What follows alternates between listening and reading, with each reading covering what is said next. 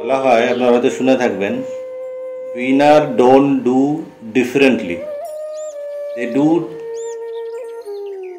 Winner don't do different thing, they do differently.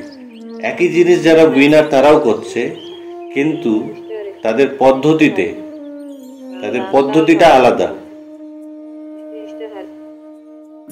তো job করার ক্ষেত্রে, জব আমরা সকলেই করছি, আমরা যদি জব করে উইনার হতে চাই, বিজয়ী হতে চাই, তাহলে জবের ক্ষেত্রে আমাদের কিছু কৌশল অবলম্বন করতে হবে। তাহলে পরে আমরা জব করে সফল হতে পারব। জবে আমাদের রুচি আছে কি নেই, নামে রুচি আছে কি নেই, এখনো সেটা গুরুত্বপূর্ণ না। এখন যেটা গুরুত্বপূর্ণ, হয়তো আপনাদের মধ্যে অনেক ভক্ত রয়েছে যাদের নামে রুচি হয়ে গেছে, তাদের ক্ষেত্রে আলাদা, তাদের জন্য নয়। যাদের এখনো রুচি হয়নি, রুচি থাক চাই না থাক সেটা পরের কথা, কিন্তু প্রথম যেটা দরকার সেটা হচ্ছে আমাদের গুরুত্ব সহকারে আদরপূর্বক আমাদেরকে জব করতে হবে। যদি আমরা আদরপূর্বক জব করি, আমরা সচেতন জব সম্বন্ধে আগের দিন আমি বলছিলাম যে আমাদের সচেতনতাপূর্বক জব করতে হবে। সচেতন জব মানে কি? আগের দিন আমরা শুনেছিলাম যে সচেতন জব মানে আমরা যখন জব করব আমাদের জবের প্রতি ধ্যান থাকতে হবে। আমরা যখন আসনে বসবো, আসন পরিষ্কারভাবে, একদম সুন্দরভাবে, সোজাভাবে বসতে হবে, যেন আমাদের কোনো শরীরে অলসতা না থাকে। দ্বিতীয়ত হচ্ছে আমরা কি জব করছি, অর্থাৎ কৃষ্ণ নামই জব করছি, তার প্রতি সচেতন থাকতে হবে। আমরা হরে কৃষ্ণ মহামন্ত্রই জপ করছি কিনা। জপ করতে করতে এমনভাবে জপ করব না যে রেসের মধ্যে রয়েছি, সংখ্যা কমপ্লিট করার জন্য, পূর্ণ করার জন্য জপ করছি না। আমরা ভগবানের প্রত্যেকটি নামকে ধ্যানপূর্বক জপ করব। এবং তৃতীয় ছিল জপের উদ্দেশ্য কি, ক্লিয়ার, গোল ক্লিয়ার থাকতে হবে।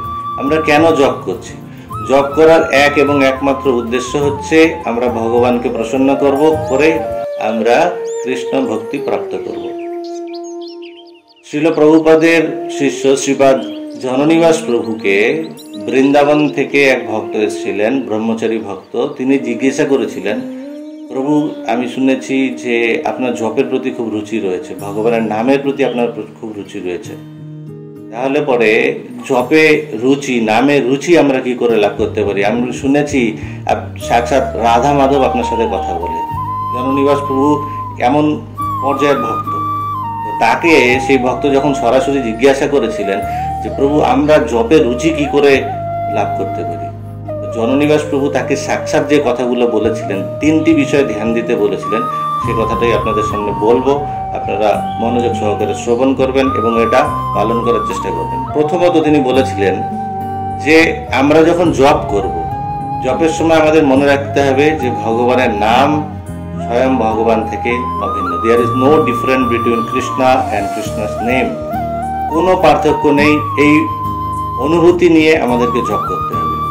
স্বয়ং কৃষ্ণ, ভগবান কৃষ্ণ স্বয়ং নাম। শ্রীল রূপ গোস্বামীপাদ নামাষ্টকমে বলেছেন, কৃষ্ণ পূর্ণ বপুষে নমো নমঃ। কৃষ্ণের পূর্ণ বপু, কৃষ্ণের নাম এবং কৃষ্ণের স্বরূপ, তার মধ্যে কোনো পার্থক্য নেই। এই মনোভাব নিয়ে থাকতে হবে, এক। দ্বিতীয়, আমাদেরকে ধ্যানপূর্বক জপ করতে হবে। যখন আমরা জপ করব সচেতনভাবে, সচেতনতার সহিত আমাদেরকে জপ করতে হবে। আমরা শুনেছি যে বলা হয় কৃষ্ণ চৈতন্য রস বিগ্রহ। কৃষ্ণ যে নাম সেটা চৈতন্য স্বরূপ, এবং সেই জন্য আমাদেরকে কি করতে হবে? অত্যন্ত ধ্যানপূর্বক জপ করতে হবে। এবং তৃতীয়ত হচ্ছে, যখন আমরা জপ করব, ভগবানের নাম গ্রহণ করব, নাম প্রভুর কাছে আমাদের কোনো ভৌতিক কোনো ইচ্ছা, কোনো কিছু চাওয়া যেন আমাদের না থাকে। তৃতীয় এটাই, আমরা কখনোই কোনো কিছু ভৌতিক বিষয়বস্তু আমরা কামনা করব না। এই তিনটে বিষয়কে আমাদের হৃদয়ে ধারণ করতে হবে। করে যদি আমরা জপ করি, তাহলে নামের দিক প্রতি আমরা রুচি লাভ করতে পারবো। এই কথা শ্রীপাদ জননিবাস প্রভু বলেছেন। তা আমরা যদি চাই আমরা নামের প্রতি রুচি লাভ করতে, তাহলে আমরা এইভাবে জপ করবো। আর বাকি যেগুলো রয়েছে ভৌতিক বিষয়বস্তু, এগুলো আনুষাঙ্গিক।